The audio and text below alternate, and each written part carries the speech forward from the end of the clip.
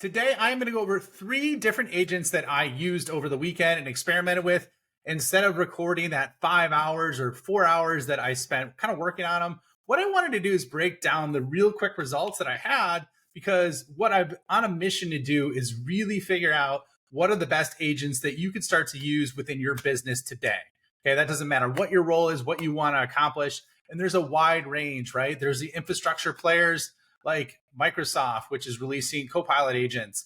There's other ones that are part of a system of record, like basically HubSpot or Salesforce. And then in addition, there's no code tools and then functional specific tools like some that I'm going to share with you today. So why don't I walk through this with you? And I'm just going to share my screen. I've decided that if you like these videos that I'm doing where it's more over the shoulder, this is what I found as I experiment. I'll keep doing these. These aren't going to be fully productionized long videos. However, they're going to be short, succinct, to the point, but a little bit more than like a 1 minute clip, if you will. So wanted to share this with you because I found this really interesting. And so I'm going to walk you through the 3 different agents that I worked with over this weekend and show you the results of what I did. Okay.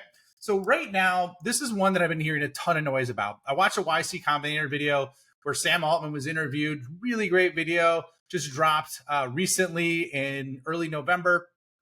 And this was one where after that video, they had a follow-up with the Replit CEO talking about how he wanted to create the capability to effectively create code for folks that were non-technical. All right. And I think that's the next bridge. There's prompting, and then I think agentic use is the next kind of phase that we're going to go through. So this is Replit. What I decided to do is I'm like, all right, I'm going to create an infographic creator and see what I could do, what I could accomplish out of it. So this is, once again, Replit's coding agent.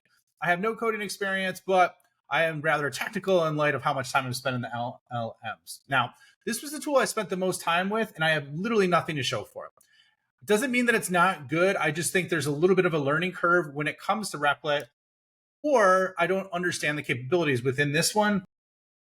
As you could see, I even put samples of ones that looked really good with this. I gave it a lot of detail. And then at the same time, I spent a lot of time. It started to give me examples of UI. And then the more I pushed it, I think I kind of broke it. So once again, this is something that I need to work a little bit deeper on and understand that. So that's Replit. Okay. And that's coding for non-agents. Number 2, the other one that I worked on was a tool called N8N. So N8N is, think of it as like Make, but also has agentive capabilities, or Zapier, where they give you the ability to plug into agents. So one of the ones that I was working on creating is like, all right, give me an agentic news reporter. So it hits Perplexity every day. It formats it for email. And then I get an email structured in Gmail where it's specifically on the exact type of content I want every day that's searched and generated. So I have my daily news page, right? I use Google News. I use some of the other features to check on this. However, I feel like there's a lot of crap in there that I have no interest in. And no matter how much I try and filter it out, I can't get that. So this was my vehicle to doing that. Now, what I would say is I did not get this to completely work yet, right? I'm 90% of the way there. I think some of the areas are with this agent that I used. I was hitting Perplexity, but it's actually not Perplexity. It's like a open source version of it, which is something new that I haven't experimented a lot with as on the open source side. However, I was working through that and I'm like 95% of the way there. So I'm going to share with you once I get this up and running so you can see what it looks like.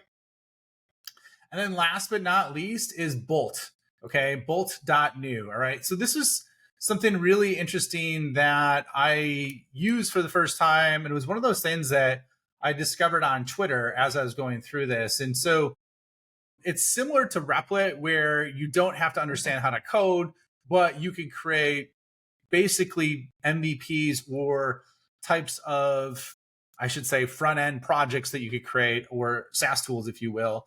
And this was one of the ones I was really impressed with. This was the free version that I used. Replit, you had to pay up front. However, I maxed out my credits pretty quick on this. I'm like, all right, I'm going to try and create the same B2B infographic creator. I worked on this for probably 20 minutes versus the other one. I spent much longer on Replit and N8N. And so what I did is, the cool thing about it is this is what I was able to create from that. And as you could see, it's not perfect, right? This was a quick shot example, but I started to create an infographic creator where it could pull out documents like this. It has different styles. As you can see, the formatting is not totally dialed in. It does have different capabilities. I could go with something along this line, rich visual, or modern corporate. The cool thing about it is, like, obviously there's spacing considerations. So let me see, agent companies, right? So this is more like a check sheet, but I thought this was pretty cool what I was able to create in a short period of time with this. And as you can see, it's got different areas. I could export this as a PNG, save to PDF, copy to the clipboard. So for the amount of time that I spent on this and the bang for the buck, I was really impressed with it.